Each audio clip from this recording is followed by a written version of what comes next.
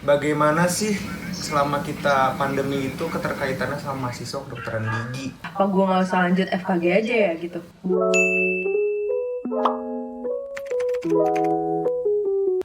Halo, selamat siang, sore, malam, Litim, dimanapun kalian berada. Perkenalkan, saya Rifki dari Universitas Kristen Maranatha. Aku Salsabila Yasmin dari FKG Unpad.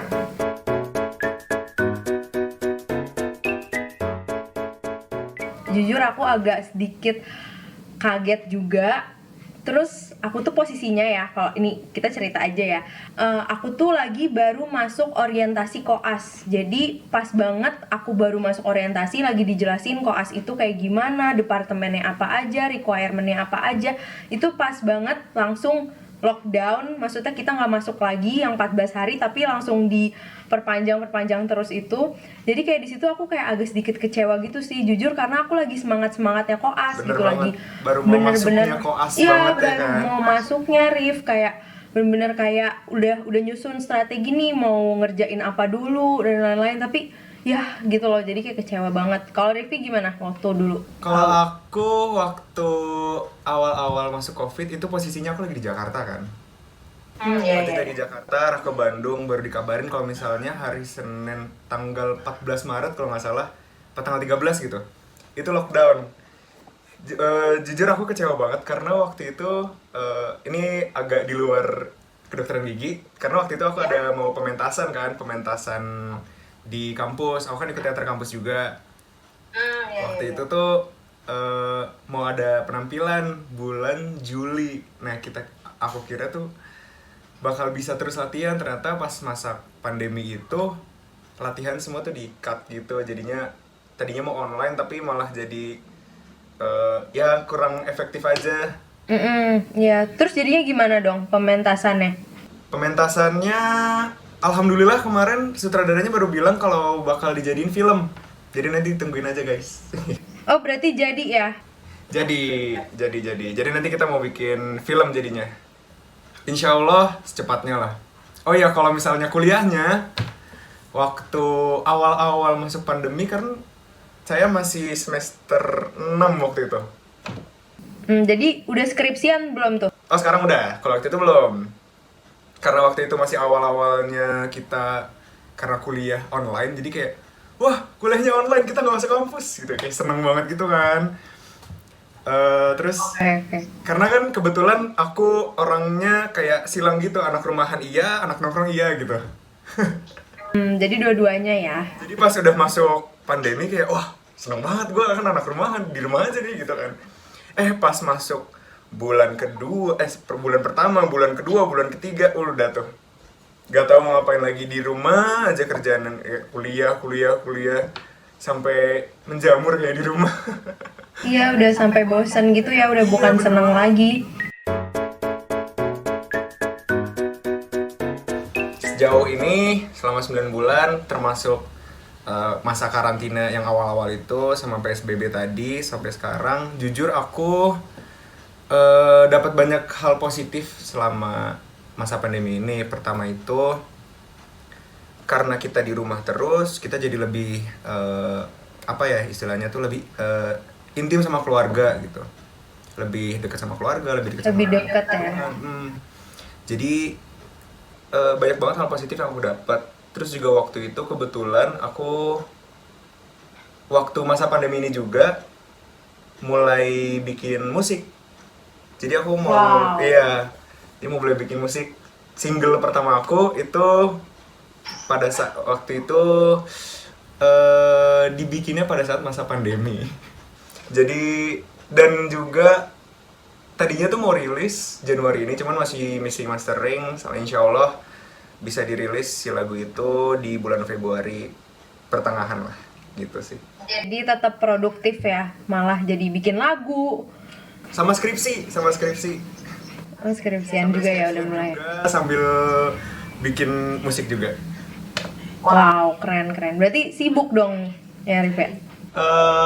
Bilang sibuk sih enggak. Jadi kayak karena kita banyak waktu luang pas pandemi ini, jadi kayak eh, Ki ayo kita take vokal, ayo. Ki ayo kita ini, ayo. Terus juga pas syuting juga ayo aja, karena kebetulan karena masuk skripsi ini, kan waktu itu sempat ada PBL juga kan di kampus aku, pembelajaran lapangan. Tadinya tuh kalau offline kita tuh kayak ke sekolah-sekolah SD gitu, kita periksain gigi anak-anak sama kayak penyuluhan. Nah karena dijadinya online, kita ya online, jadi ketemu anak-anaknya tuh lewat Zoom. Tapi alhamdulillah anak-anaknya tuh seru juga gitu. Jadi walaupun kita di masa pandemi, kita tetap bisa ngejalanin PBL. Nah karena PBL itu udah beres, kita kayak kuliahnya juga udah beres, jadi banyak waktu senggang buat melakukan hal lain gitu. Jadi biar nggak gabut-gabut banget juga kan. Berarti kayak jadi bisa lebih ngatur waktu kali ya. Iya, lebih ke time management sih. Oke. Nah, kalau Salmin sendiri gimana nih?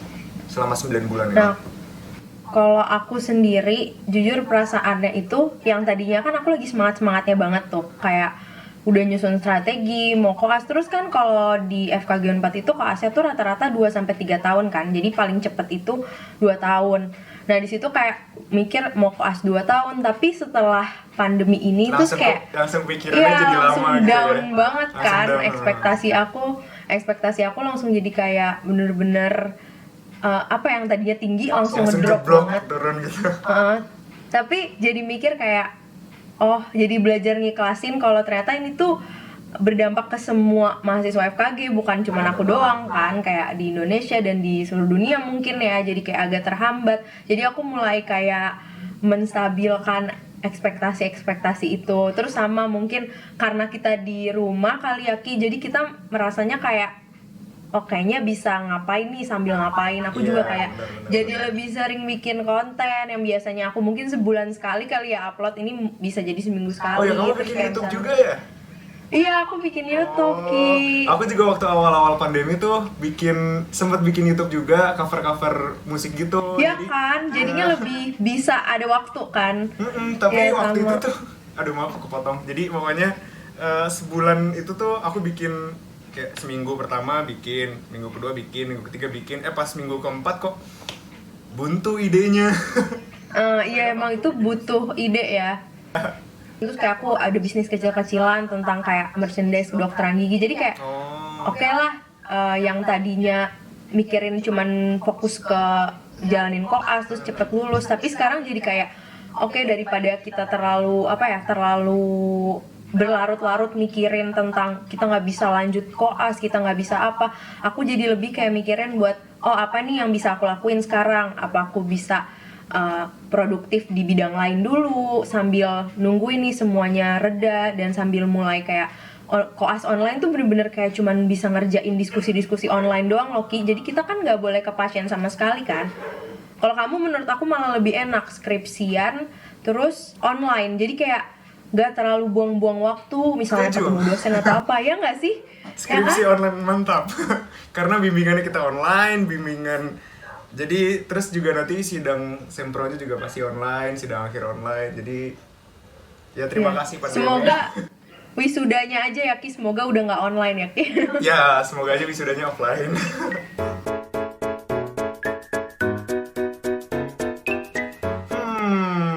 Pertanyaannya menarik. Boleh dari Salmin dulu deh. Kalau aku jujur kalau bener-bener sampai gak lanjut itu nggak ada sih, karena aku merasa kayak oke udah SKG udah setengah jalan nih. Iya, bener juga sih, Tapi udah jauh. emang jadi bener-bener kayak berat. Tapi itu tadi, jadi aku udah mulai ngikhlasin gitu, kayak kalau lulus 3 tahun atau nambah lagi gitu ya udah, karena aku ngerasanya kayak aku punya motivasi dari eksternal maupun dari internal. Jadi misalnya kalau dari eksternal kan pasti kita kan nggak mau ngecewain keluarga gitu loh, nggak mau ngecewain orang tua yang udah biayain selama preklinik, masa tiba-tiba kita udah stop gitu aja gitu loh. Dan mamaku juga tipikal orang yang kayak nggak apa-apa Kak, ini semuanya tuh juga kena, bukan kamu aja, mama yakin kok kamu lulus. Jadi kayak karena motivasi Kayak support dari eksternal mama kayak juga gitu ya. Support dari orang tua dan lain-lain. Terus kalau dari diri sendiri juga masih kepikiran lah buat kayak jadi dokter gigi, karena kan kalau misalkan kita motivasinya dari eksternal pun, misalnya seandainya orang tua atau keluarga kita kayak udahlah nggak apa-apa SKG aja, atau udahlah nggak apa-apa nggak usah dilanjutin, yang penting kamu sukses di bidang lain. Itu kan jadinya malah bikin kita kayak, oh ya udah deh, apa gue nggak usah lanjut aja ya gitu Ya, kan. jadi pengen berhenti gitu kan. Jadi berhenti karena ada internal motivation itu kali ya. Jadi kayak nggak apa-apa deh, lanjutin aja yang bisa yang bisa dilakuin gitu loh sekarang. Misalnya bisa ngerjain apa. Kalau Rifki sendiri nih gimana? Kayak pernah nggak kepikiran Ki? Dikit aja kepikiran buat ngelanjut. Jujur waktu itu di semester 3 Oh, semester pokoknya 3. awal-awal masuk ITMKG apa ilmu tentang material kedokteran gigi kan. Kaget pasti. Iya, jadi waktu awal-awal bikin, kamu tahu kan gips plaster? Iya ya, Ya, plaster jadi yang waktu putih. itu baru dikenalin sama namanya gips plaster. Terus kita harus bikin balok gitulah dengan kriteria misalnya berapa senti dan harus pas gitu kan. Iya. Iya, dan itu kan harus di ACC-in kan. Jadi waktu itu tuh awal-awal belajar kan kita belajar teorinya dulu nih tentang gips plaster, harus water per powder ratio-nya berapa ya kan. Bener banget. Terus pas pertama kali nyoba, kita tuh dulu masih self-centered gitu. Jadi belum terlalu banyak nanya ke teman-teman, belum minta bantuan teman. Jadi kayak masih sendiri aja. Pada saat itu, aku mau coba ngambis nih. Bisa lah gue sendiri nih. Coba dulu lah, coba. Dan ngikutin teorinya. Kita taruh air dulu, terus masuk bubuk si gips plasternya banyak banget kan, banyak ngaduk. Terus tiba-tiba udah keras aja, gak bisa dituangin gitu kan. Itu udah berkali-kali aku nyoba, hampir sampai kayak 5 kali. Pokoknya desperate banget lah. Udah lewat lah itu semester itu, akhirnya masuklah ke orto. Waktu itu di semester 4. Nah, pas di orto, aku mulai nanya-nanya nih, ini gimana sih sebenarnya bikin plaster yang gampang dan cepat gitu. Temen aku kan dengan santainya dia, gampang aja Ki, sini sama gua. Jadi dia ambil rubber ball, dia masukin gips plaster yang nggak dihitung berapa rasionya, maaf ya dokter. Terus dia langsung masukin airnya tuh dari bawah shuffle, buka, masuk gitu aja. Langsung diaduk-aduk dan jadi. Terus gue kayak, men lu kenapa nggak datang dari dulu men?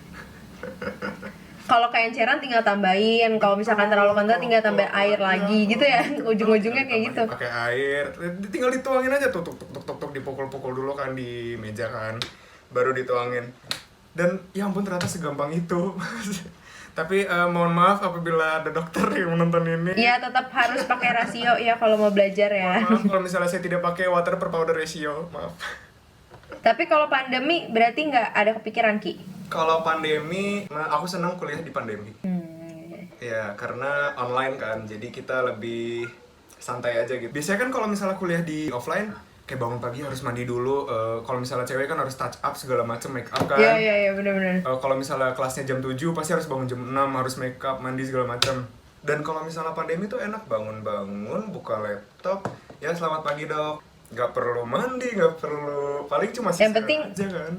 kemejaan gitu aja kali ya, biar kayak rapi, bawahnya juga Bawahnya ya boxer. bebas gitu ya.